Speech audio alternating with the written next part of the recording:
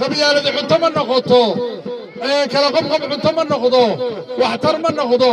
waxtar runa bay u baahan yihiin rajaa lagu soo saarayaa meel lama hoos tagto kulmiyana ma hoos tagto waddanina ma hoos tagto ucidna ma hoos tagto rajo waa xisbi doonaya inuu dalka hoggaamiyo weeye in maanta rajo ay u baahan tahay codka labaad soo nusin maysaan allahu akbar shacbigan quruxda badan qiimaha badan ee ilaa saaka halkan taagnaa cadceedda taagnaa ilaah baa mahadda koowaad leh waan u mahad celinayaa waxaan leeyahay farxad iyo wanaag iyo sharaf bay ii tahay maanta inaan halkan idinla joogo oo aan idinkula sheekaysanno annagoo rajo ah oo aynu wax isku weyddiinno oo aad nooga xaal warrantaan deegaankan iyo dhibaatooyinka ku hareeraysan oo runtii ka muuqda u baahan in lala soo gaadho gargaar noocuu ku yahayba halkan waxaan baaq uga dirayaa dhammaan cid walbay khusayso halkan waa mooga bii baynu joognaa mooga bii iyo mooga ee labadaba waa shacabka deggan runtii duruufo badan baa soo maray waxaan u baahannahay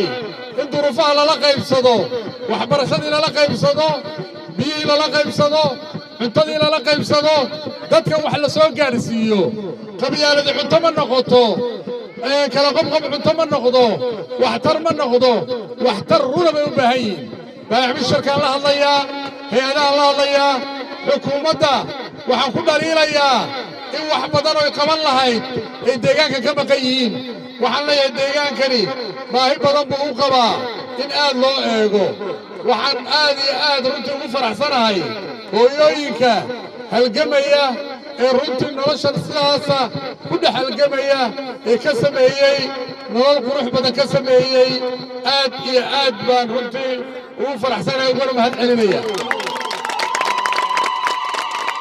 walaalayaal ururkan rajaa la yidhaahdaa magaciisay ka muuqataa waddani maaha kulmiyo maaha ucid maaha waa rajo taa ku biyo cabba rajaa lagu soo saarayaa meel lama hoos tagto kulmiyana ma hoos tagto waddanina ma hoos tagto ucidna ma hoos tagto rajo waa xisbi doonaya inuu dalka hoggaamiyo weeye meeshan aannu joognaa waxa weeye waa dhulkayagii waa dadkayagii annagaa doorannay maanta inaannu halkan la joogno maannu dooran inaannu beertii xorriyadda idinka soo salaanno waxaannu doorannay inaannu halkaa idinku nimaadno guryihiinna idinku nimaadno idin xaal waraysanno dabadeetana aannu idiin sheegno in maanta rajo ay u baahan tahay codka labaad soo nusin maysaan halkaasaannu idinka rabnaa codka labaad baannu idinka rabnaa waxa weeye faal caytami af lagama dhowro meeshan ninna nin uma shaqeeyo nin waliba isagaa dantiisa wata rajo iyadu waxay doonaysaa inay xisbi noqoto aad iyo aad baan idiin barbartaaganahay oon idiin salaamayaa hiil iyo hooban waa idinla barbartaagannahay waana ku faraxsannahay kulankiinnan salaamu calaykum waraxmatullaahi wabarakaatu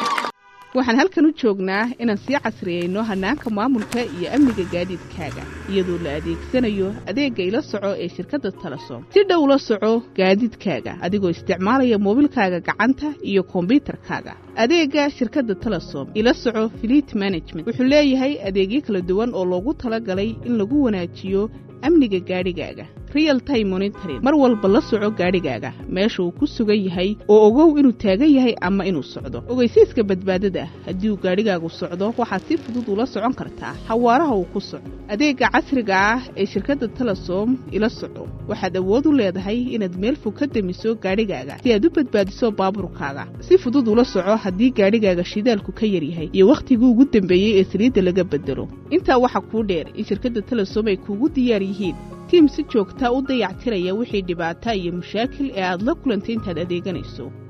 si aad baabuurkaaga ugu xidhato adeegga ila soco fadlan garaac lambarka gaaban ee 382 ama taleefon lambarka shaashadda ka muuqda